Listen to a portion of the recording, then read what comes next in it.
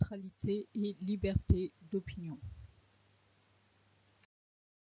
Comment concilier l'engagement éthico-politique de la pédagogie critique et la liberté des apprenants? Tout d'abord, une des thèses que l'on va retrouver en pédagogie critique, c'est l'idée qu'il n'y a pas d'enseignement neutre, que tout enseignement contient toujours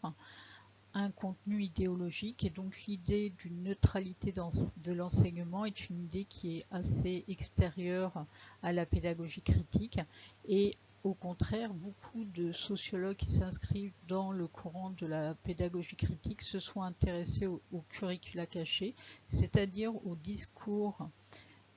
implicite que véhiculent les enseignements, et en particulier en termes de rapports sociaux de pouvoir,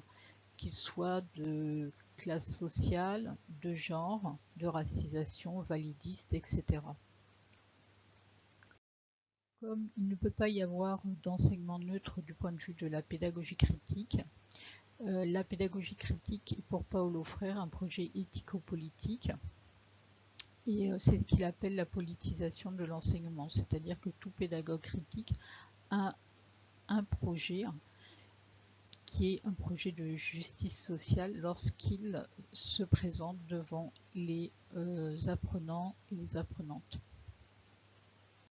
Néanmoins, on peut se demander dans ce cas-là si la pédagogie critique ne risque pas de virer dans l'endoctrinement ou dans la propagande.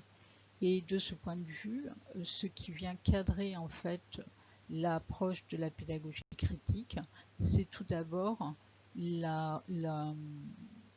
référence aux droits humains et à la non-discrimination, car le projet de justice sociale que défend la pédagogie critique se réfère à une notion qui dépasse les clivages partisans et le droit national, à savoir les conventions internationales des droits humains.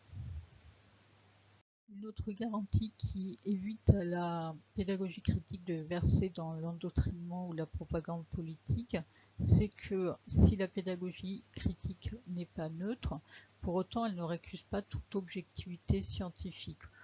Les pédagogues critiques vont s'appuyer en particulier sur les recherches en sciences sociales pour